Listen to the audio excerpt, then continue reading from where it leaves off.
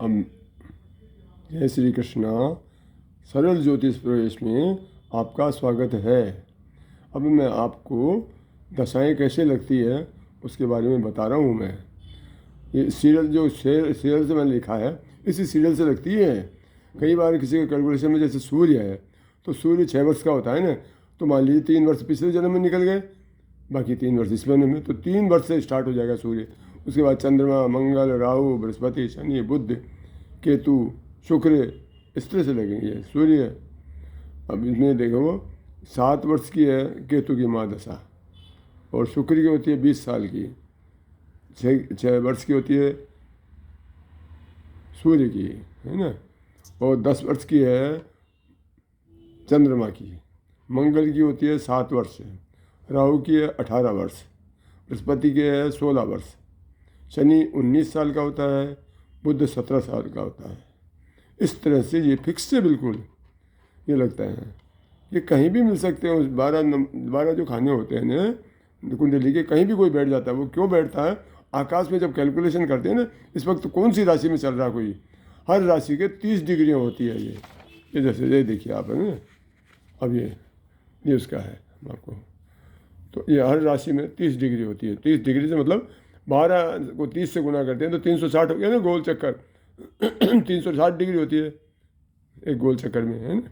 इसी तरह से जैसे मान लीजिए कोई ग्रह प्रथम स्थान में चल रहा था और वह वहाँ पे लिखा हुआ है, जैसे चंद्रमा लिखा हुआ है या मंगल लिखा हुआ है, और मंगल है तो 30 डिग्री होगा।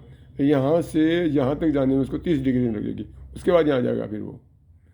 अगर कोई यहाँ है तो 30 में से उन्हें मान लीजिए यहाँ तो 28 डिग्री वो घूम चुका है इसमें, अब 2 डिग्री बाद में इसमें चल जाएगा। इसे तो 30 डिग्री के वो होते हैं उनके रूट जो जाते हैं ना वो इधर उधर वो। अब इसके बाद में आपको बताता हूँ मैं, जैसे इनके नाम है फिक्स, एक एक वर्ड के नाम है। तनु, धन, सहज, सुख भाव, है ना। ये इसी तरह से चलेगा, इसी सीढ़ी से घड़ी की उल्टी दिशा में चलेंगे ये। अब बोल रहा हूँ तनु, धन, सहज, सूर्य, और ये सुख भाव, सुत भाव, रिपु भाव, है ना, जाया सप्तम स्थान को, मृत्यु भाव, भाग्य और राज्य और आय और व्यय। इस तरह से इनके नाम हो गए ना। अब कोई कहेगा व्यय कौन सा है? भाई 12वां स्थान है। जैसे मैंने सील से बताया था ना आपको, तो ये एक इस तरह बताया ना मैंने, 1 2 3 4 5 6 7 8 9 10 11 12, है ना। इस तरह ये 12वां स्थान, ये 12वां स्थान ही है, ये 12वीं राशि है। इनके सील भी बताए हुए मैंने आपको। 12वीं राशि का मतलब हो गया मीन राशि, ठीक है ना, धनु, है ना। ये इसका मालिक हो गया बृहस्पति, है ना। बृहस्पति की राशि है 12 नंबर, लास्ट राशि है, मीन राशि, है ना। ये तो ये जो नंबरिंग है वो राशियों को दर्शा रहे हैं यहाँ पे। अष्टम स्थान, जैसे ये अष्टम स्थान नहीं है, ये पंचम स्थान है। इसमें राहु बैठा हुआ है। यहाँ से ये सुत भाव है, ये पुत्र पुत्रियों का, है ना, सुत भाव। जैसे विद्या बुद्धि उनकी होती है, खुद की जो इसके जन्म पत्र उसमें विद्या बुद्धि, उसका कैसे बोलने का ढंग है वो है, और उसके संतान का भी घर है ये। इसी तरह से ये है शुक्र भाव। अब शुक्र 7 नंबर में बैठा हुआ है, घर तो चौथा है इसका, चतुर्थ भाव में बैठा हुआ है, लेकिन वो अपने घर में बैठा है कि वो शुक्र का मालिक, शुक्र का जो है राशि है सप्तम, तुला का मालिक होता है शुक्र। ये मैंने बताया हुआ है, फिर भी आप मुझसे पूछ सकते हैं। इसी तरह से अधिक है। अब इनमें डिग्रियों को मैंने आप लोग बता दिया सारे। 9 है, ये कहीं भी बैठ जाते हैं, जब आकाश की स्थिति होती है ना उस हिसाब से बैठते हैं। इसी तरह से देखिए कि ये पूर्व दिशा है, पूर्व, है ना, पूर्व, पश्चिम, उत्तर, दक्षिण, ये फिक्स है बिल्कुल। इसीलिए जो पूर्व का भाग होता है ऊपर, ये लग्न भाव होता है ना। इसी तरह से चतुर्थ भाव, बाकी होगा ना दूसरा तीसरा चौथा भाव, जैसे 12वां का, है ना, ये होते हैं। अब इसमें एक और चीज़ देखिए आप, एक कि इसमें देखिएगा मैं घर के बारे में बता रहा हूँ आपको, तो कौन सा भाव होता है ना ये। अच्छा, कहीं आपको ग्रह लिखा होगा तो उसके पास में ब्रैकेट में वह या वक्री लिखा होता है, वक्री का मतलब ये हो गया, जैसे कहते हैं ना शनि वक्री हो गया, तो शनि ये शनि है।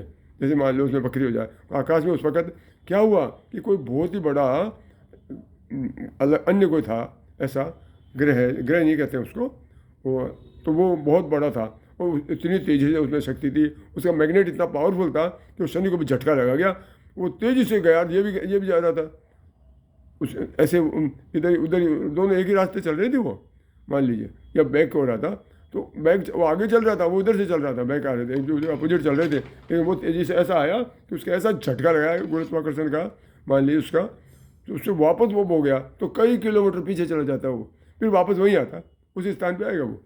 अगर ये 11 नंबर में शनि बैठा है तो ये घूमता हो तो वापस हो जाएगा वक्री, ये वक्री कहते हैं इसको, अपोजिट वापस चलना उल्टा, फिर जो चल गया, जैसे मान लीजिए यहाँ तक आ गया, फिर यहाँ आ गया, यहाँ से लौटता लौटता फिर वापस वो यहाँ आ जाता है। इस जब यहाँ आ जाता है तो वो क्या कहलाता है, मार्गी, यानी अपने मार्ग में अपने स्थान पे वापस आ गया।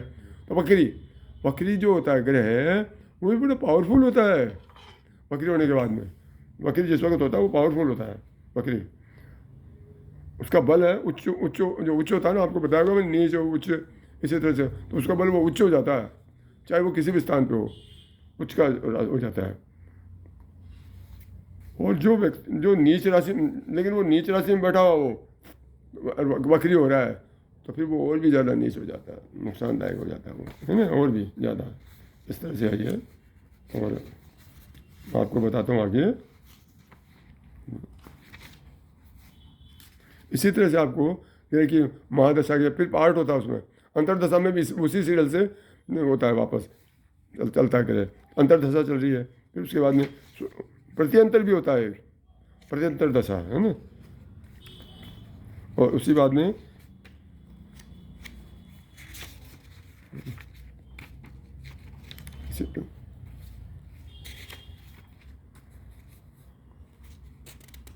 अब देखिए, इसमें एक बात बता रहा हूँ आपको, इस वक्त नंबरों को मत देखना आप ये देखना कि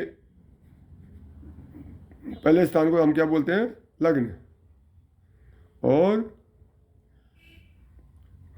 जो घर नंबर 1, 4, 7, 10 है ना, इस स्थान को केंद्र बोल देते हैं, बोला जाता है, और 5 और 9 स्थान को त्रिकोण स्थान कहा जाता है। 2, 5, 8 घर स्थान को फण भर कहते हैं, और 3, 6, 9 तथा 12 स्थान को अपोक्लिम, इनके नाम है, इनके एक साथ ग्रुप है। 3, 6, 10, 11 भाव को उपचय भाव कहते हैं। 2 और 8 को स्थान को मारक का स्थान कहा जाता है। अब जैसे 2, 8 कौन सा हुआ, 2, 8 ये हो गया, ये 2 घर हो गया, ये 8वां घर, इसी तरह से है ना, ये सारे इनके ग्रुप बने हुए हैं, मान लीजिए, इसको नोट कर लीजिए, ये आगे आपको काम आएंगे समझने के लिए। और ये यहाँ पे मैं समाप्त करता हूँ। जय श्री कृष्णा, फिर अगले एपिसोड में फिर मिलेंगे। धन्यवाद।